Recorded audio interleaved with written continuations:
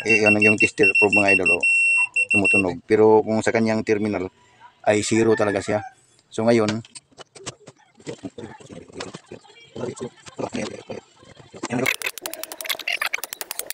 repair na tayo nito mga idol. So nakita natin dito mga idol, itong kanyang isang brush ay ayaw nang lumabas.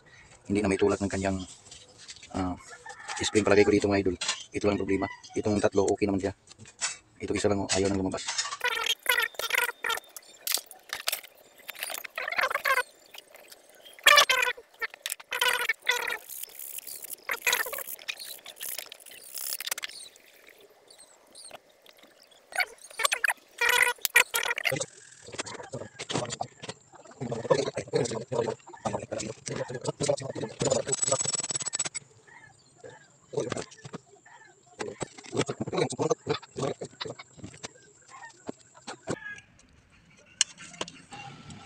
Ayan.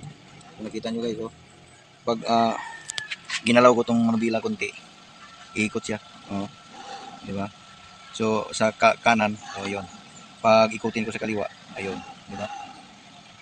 So okay na guys, ikakabit na lang natin sa ilalim guys. So okay na siya mga idol.